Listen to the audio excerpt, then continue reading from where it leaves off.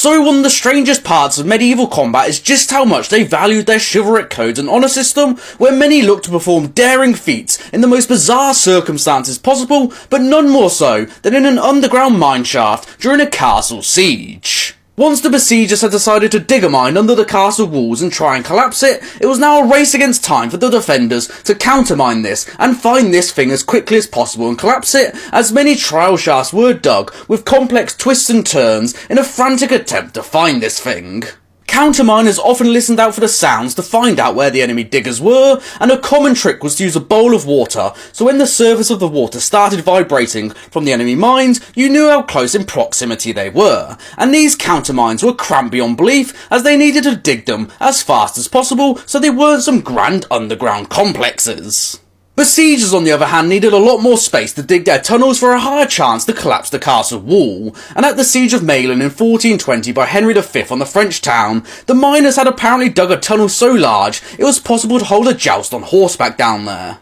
When the two mines would meet, you would have a few options: either collapse your enemy's tunnel by burning the props, or send in knights and men-at-arms to fight one another so they could test their valour and skills in dangerous and difficult conditions. However, they wouldn't fight to the death in these circumstances. Fighting in the mines acquired a big reputation in knightly lore, and if you fought another in the underground ring, you would form a bond of brotherhood with them, owing them aid and protection despite your nation being at war with them. In the Siege of Meilen, previously mentioned, King Henry V of England actually fought the city's commander Arnold Barbazan in the confines of one of these underground complexes in single combat. However, we don't know what happened as there's no surviving records, but we know it happened as once the city fell, Barbazan was sentenced to death, but appealed to Henry that due to the laws of arms, you can't sentence another brother-in-arms to death. He was still sentenced to life imprisonment though, but I think it's fascinating just how much value they put on these underground combats, although I imagine if you weren't highborn, you'd get your head twatted in pretty quickly once the enemy found your mine. So how would you build the perfect medieval castle? Well, first of all, we have to decide what the purpose of our castle is. Is it going to defend an important trade or travel route, assert control over a town or city, provide a foothold into hostile enemy territory, or even provide a nice little home for our pompous lord to sleep with his 26 mistresses? Now that we have our castle's purpose, we need to make it as impenetrable as possible, with no one getting in and out without our approval. And for that we need to focus on one thing: location, location, location, and use natural elements to help in our castle building process. Using a real life example, this magnificent beauty here is Mont Saint-Michel, an abbey built on top of a granite outcrop roughly 1 kilometre away from the French coastline, and what's fantastic about this is that it's only accessible twice per day when the tide is low. However, that has been changed now due to that sweet tourism money. But if you wanted to besiege this thing in the medieval period, it would have been an absolute nightmare, as the causeway which was revealed was made of quicksand. So if you were bringing up your heavy siege equipment in your heavy armour, you'd begin to sink, and it would probably take an extraordinary length of time to get there, and by the time you might have actually got there, the tides would have risen again, and all your equipment would have been washed away, along with you. And this is shown as Mont Saint-Michel was the only occupation in Normandy not to fall when the English conquered Normandy in 1419 to 1450 during the 100 Years' War, despite it undergoing numerous siege attempts. Another fantastic thing to do for a castle is just build it on a gigantic fucking hill, so it imposes over the local area menacingly. And this is the Alhambra in southern Spain, and I walked up to this thing in summer attire and I was sweating my tits off. Now just imagine trying to get up here in heavy armour, pushing your siege equipment, all while crossbowmen are along these towers trying to kill you. What really makes these castles special though is all these man-made defences which surround it, which can be used in tandem with your awful location to get to make it really impenetrable to get in there, and it can be held with a smaller garrison against a much larger force to defend your lord who's currently seeing mistress number 14. And of course there's many of these beautiful features we can employ to make our castle as beautiful as possible, such as machiculations, crenellations, arrow slits, murder holes, and creating killing zones, and I'm sure you could discuss each one in detail. However, I don't want to torture you with my voice for much longer. But I believe one of the most crucial aspects of castle design is just stopping your enemy getting to it entirely, and for that we can dig a beautiful ditch all the way around it, so your enemy has to fill this in first to get to your walls, and while they're doing that you're probably firing crossbows at them. And to make it even more magnificent, we can fill it with water, so it's an even tougher job. As the old medieval saying goes, make ditches, get bitches. So how common was friendly fire during a medieval battle? If you've seen Braveheart or Game of Thrones spoilers,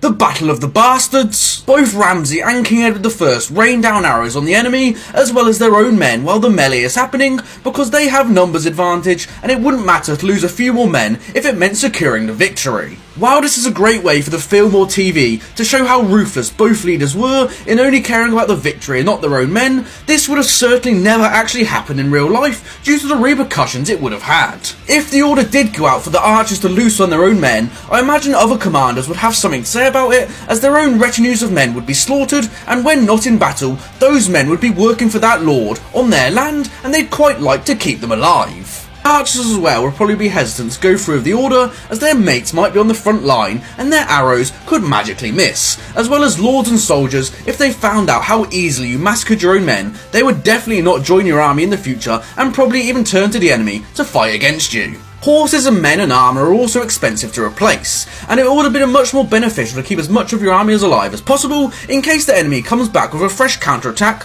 or in future with a new scale invasion, as war is an unpredictable thing. So while deliberate friendly fire is probably a thing from filmmakers' imaginations, accidental friendly fire may have been a lot more common. Knights and men-at-arms often wore tabards over their armour with their coat of arms on it and heraldry to distinguish who they were and to tell the enemy this guy's worth capturing and not killing, as he might have a bit of money because he's the Earl of Slough or something. But then that brings the problem of actually knowing whose coat of arms is whose and whose side they're fighting for. And as the battle began to get more chaotic and men fell out their battle lines, it was hard to distinguish friend from foe as mud and blood got on all their tabards, and if you didn't do your heraldry homework, you might not know that this knight charging at you in front of you is actually not your friend, or he actually is, so you might just twat him around the head just to be sure. The most famous instance of medieval friendly fire comes in 1471 during the Wars of the Roses at the Battle of Barnet, which was an extremely foggy day, and the banner of the stars got mistaken for the enemy's sun in splendour. The incident happened up here with Oxford's men as they were returning to the battle line, and Montague's men started firing on them, and cries of treachery and betrayal went up as Montague had recently defected from the enemy, and the Lancastrians soon fell apart with the Yorkists coming in and cleaning them up. Lower-born men with just gambeson and chainmails might just have a patch symbolising who they fought for, such as the archers at Agincourt with their St George's Cross. So while friendly fire incidents weren't common on the medieval battlefield, small incidents would have certainly happened as the chaos unfolded around them. So one of the greatest medieval sieges in history has to be that of Rochester Castle in 1215, where for 2 months on end the infamous King John of England twatted the castle so heavily into submission that no one alive could remember a siege so fierce. A few months prior, a group of rebellious barons forced King John into the signing of the Magna Carta, which was a Bill of Rights which tried to get John to stop being a massive dick and doing what he wanted as king. However, it wasn't even worth the paper it was written on, and before the ink was dry, both sides had reneged on their promises, with the Pope calling it unjust and illegal, and war soon broke out between the barons and King John, with the barons having control of the important castle of Rochester. The castle blocked the route to London, which was also held by the rebels, as John was down in the southeast of England, gallivanting around recruiting more troops for the upcoming war, and on his way back he soon had the castle surrounded, destroying the bridge over the River Medway to block off any sort of relief coming from the capital. John had 5 of the greatest siege engines of the time in the trebuchet pound the castle 26 hours a day, 9 days a week, placing immense psychological pressure on the defenders, who numbered roughly around 100 knights and maybe a couple hundred more crossbowmen and fighting men. We unfortunately don't have the numbers for John's army, but 2 weeks into the siege 700 knights were dispatched from London, but halfway there they had a change of heart and turned back, which is perhaps testament to how many men John actually had. The defenders continued to hold under the relentless pounding of the trebuchets, retreating to the inner keep as the outer wall fell, probably hoping a relief force would soon arrive, as John now employed sappers to dig under the castle and collapse the stonework above. For what was thought to be a week's work, John's undermine took a month to complete, with no indication the defenders done anything to stop it, such as countermining, other than fire crossbows from their keep when a miner poked his head out. Nonetheless, now one tower of the keep was now entirely supported by underground wooden pillars, as John ordered 40 of the fattest pigs, not for a gigantic feast, but to be rendered down to their fat, and the fat then placed on the wooden supports so they burn easier, as the whole tunnel was now set ablaze. The entire corner of the keep now collapsed, as John's men swarmed in to take their spoils. However, the design of the castle allowed the defenders to put up a valiant last stand,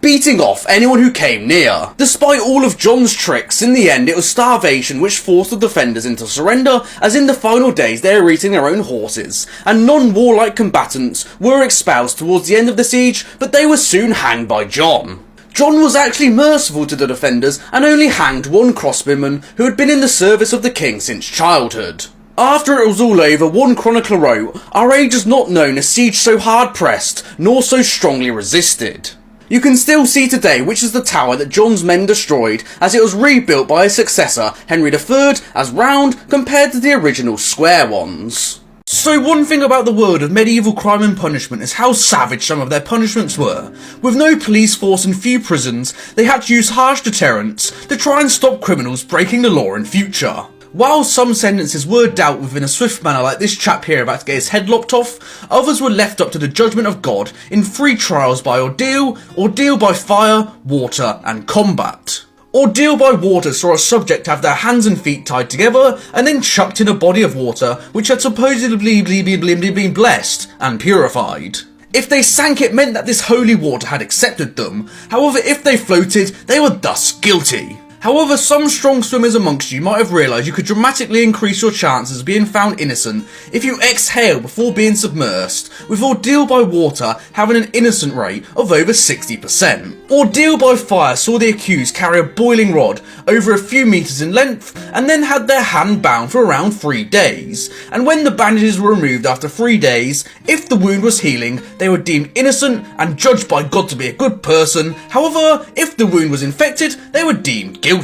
Ordeal by combat, though, was by far the most popular choice for people, as the accused and the accuser would often go out in a bludgeoning and wrestling match, only given a blunt wooden staff. One contemporary account commented that you should have a good set of teeth going into a trial by combat, as the weapons you were given were blunt and you had to find creative solutions in order to maim your opponents. The use of champions was usually limited to men of the church who were forbidden to shed blood under their oaths, and the ordeals were released by trial by jury in around 1219 AD. So in the Middle Ages, the church made it super duper illegal to eat any sort of meat on a fast day, which helped people practice self-discipline and freshen their souls, as meat consumption excited the desires of the flesh, and being horny on the day of the Lord is a one-way ticket to hell. However, rules are made to be broken, and while eating meat was a no-go, fish was allowed, and the definition of fish to them became broader and broader so they could justify eating things on their fast days which could consume over 100 days of the year for them. One abbey in France caused uproar as they were found to be eating puffins. However, they argued, as the puffin spends most of its time near the water, it therefore must be a fish. Beavers were another animal that took on the same classification as a puffin, as it spends most of its time in the water, so why isn't it a fish? However, only the tail of the beaver could be eaten, as the rest was still considered a land animal, and the fish-like scaly tail of the beaver became quite the delicacy, described as a nicely dressed eel in taste. Dolphin was another favourite of the noncy-poncy upper class, as it was deemed the pig of the ocean, and apparently you could make some really good sausages out of it, but I'm not sure at that time they knew it was a mammal yet. As of 1324, every dolphin and similar-like creature found in British waters was now the property of the monarch of England, a rule which still stands today, so getting one of these on your dinner table during medieval times, you had to get royal permission to catch one and then eat one, so it was a delicacy that only appeared on the tables of the rich.